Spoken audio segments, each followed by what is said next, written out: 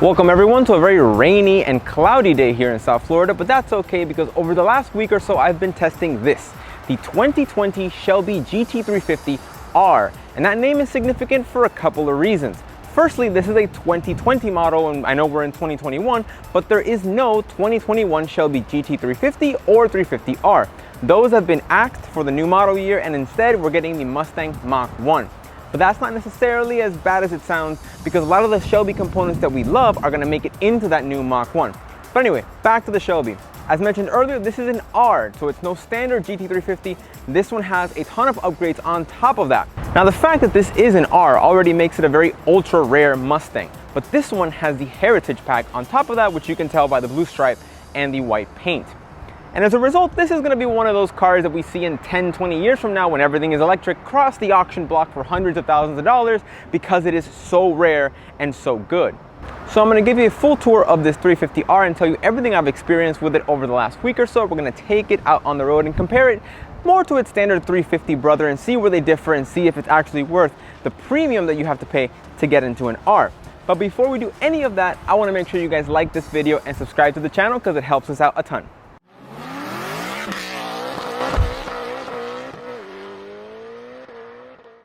So if you're looking for visual clues between a 350 and a 350R, you're going to want to look at the wheels, because the R variant gets 19-inch carbon fiber wheels all around.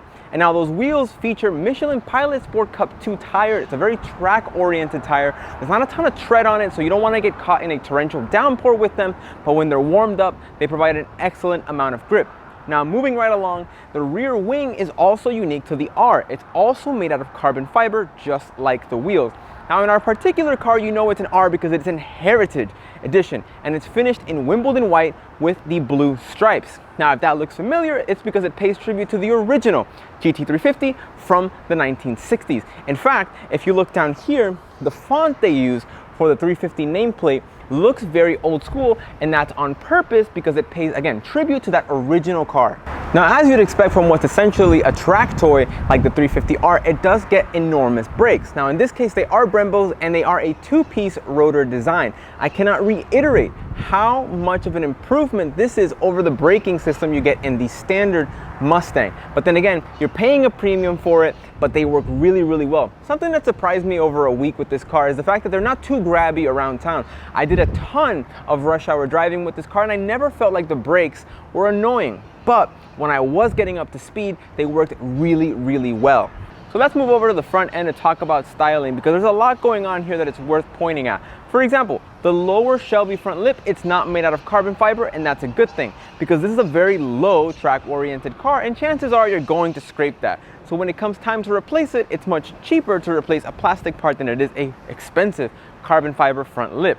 Additionally, you'll notice that the headlights on the 350R are those of the original S550 generation Mustang. The Shelbys never got the updated headlight design with the facelift that the current generation Mustang has, and I think that's actually kind of a good thing. It's not that I don't like the current generation Mustang, because I think that's a very sharp looking car, but in this particular design with all the sharp elements going on in this front end, I think those headlights are plenty sharp and they feature nice daytime running LEDs, which I think look great. Now looking at the front bumper itself, it's very similar to what we get in the standard 350, including the grille. However, since this is a Heritage Edition and it has these beautiful blue stripes, you'll notice that the emblem itself is also blue for this particular model. And something else that I think is worth pointing out is the fact that even though this might look white on camera, in person it comes off much more like a cream kind of off-white color. It's called Wimbledon white, and I think it's a very unique touch. Now there's nothing too crazy going on with the hood. It is vented, which I like. It's very functional, and I like the grooves on it because you can see them from inside of the car. So when you're looking out, you're kind of never forgetting that you're driving something pretty special. Now while this is clearly an R, something that I thought was also kind of interesting is the fact that none of the badging on the exterior actually says R. In fact, I couldn't find a single R anywhere on the outside of this car. There's a couple R's in the interior I'll show you in a second, but exterior wise it just says GT350. But now that I've shown you the wheels, the wing, you can tell it's an R. So now that we've covered the styling, let's move on to what is probably one of the most important components of the 350R with its engine, because this is a naturally aspirated 5.2 liter V8 developing 523 horsepower, which sends all of that available power exclusively to the rear wheels via a 6-speed manual transmission. Now, you'll know that the standard Mustang has a naturally aspirated 5-liter engine, which makes significantly less power. However, what makes this engine particularly interesting is how it delivers its power and its sound, because it sounds completely different from what you'd expect from a standard Mustang GT.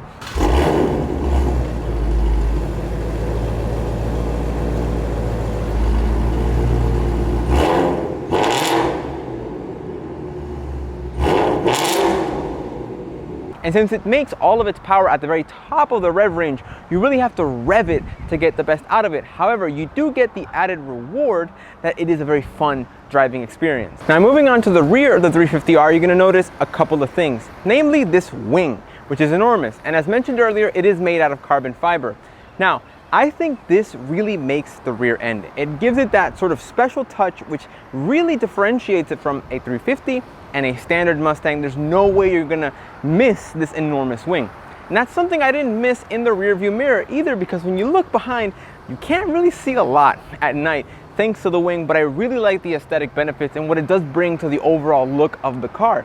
Now, additionally, remember the stripes also carry into the rear bumper itself, and we do get another blue badge here in the rear end. I think in general, this rear end looks very, very balanced. It doesn't look overstyled by any means. You can tell it's something special, but it's really not trying too hard. Now, down here, you're gonna see we have the active exhaust. There's a little switch in the dashboard, which allows you to essentially switch from loud to louder, but the fact that this engine sounds so good, I really don't mind it at all. And you also get this nice diffuser here. Overall, the rear end is unmistakably a Shelby. It's unmistakably a special version. And Shelby's aside, this generation Mustang, I think the rear end of this generation Mustang is just right. I feel like the headlight design, everything here is really, really balanced. And I think given the fact that it's not too overstyled, it's gonna really stand the test of time. When we look at this car, it's not gonna look kind of janky or sort of antiquated. I think it's gonna look really, really sharp, especially 10, 20 years from now. So as you'd expect from South Florida, it has begun to rain. So we're gonna move to the interior very quickly, because there's a lot of special little touches going on here with the 350R that I think are worth mentioning. Starting with this badge up here, which lets you know that you are in a GT350R. It's one of the first R badges you see when you sit. It also tells you the chassis number of your specific car to let you know, again, that you're in something a little bit special. Now, moving along, the interior has a black with red stitching interior theme. That's the only color you can get, regardless if it's a heritage and non-heritage. That's the only color scheme you can get, is black and red. Additionally, you get this set of Recaro seats.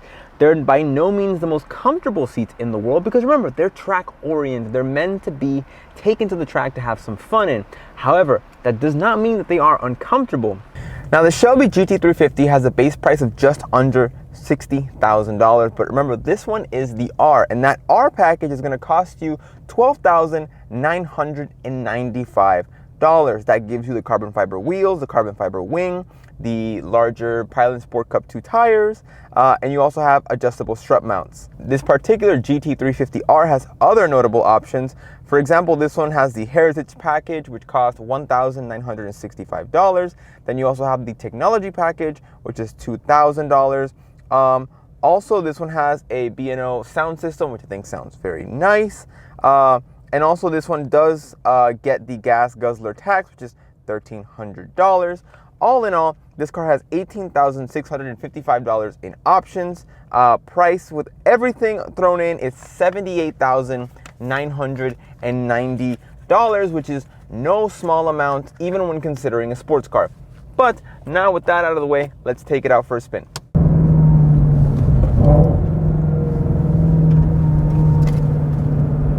So again, it corners very, very flat, as you'd expect from what is essentially a track toy. But again, now we're joining on the on-ramp. I'll give you a little acceleration.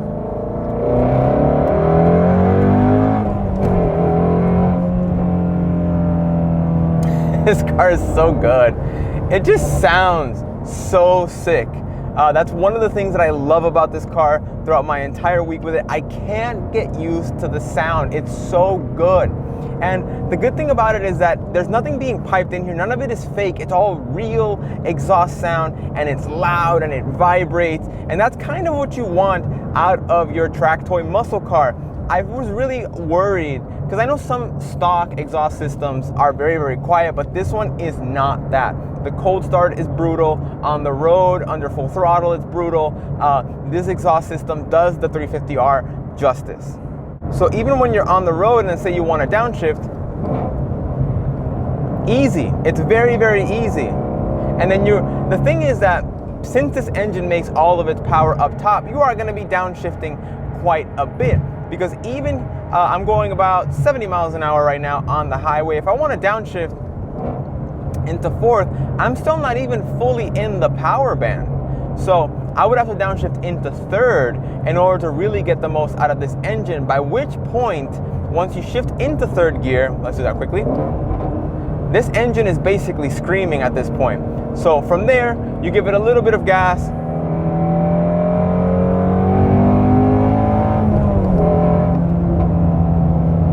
and it just goes. 520 horsepower, again, very, very manageable though. It's not twitchy, it's not dangerous. It feels very, very composed. Something that, again, is very, very easy to drive, even at speed. I don't see anybody getting overwhelmed by this car, honestly. Just having that amount of tire back there, it gives you so much confidence and the ability to really drive this car about as hard as you want, because this car's limits, especially on the road, you're never going to reach the limits of this car. And the good thing is that since the powertrain responds so quickly, you can really have fun with this car, even in a sort of daily driving scenario like I'm doing right now. I'm just commuting on the highway, but even here, driving this car is so much fun because of that powertrain.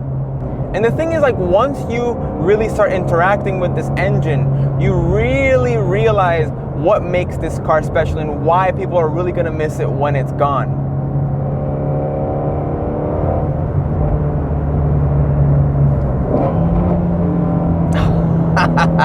That sounds so good. So there we have it, the 2020 Shelby GT350R. And if there's one thing I've learned over my last week or so with this car, is just how truly special it is.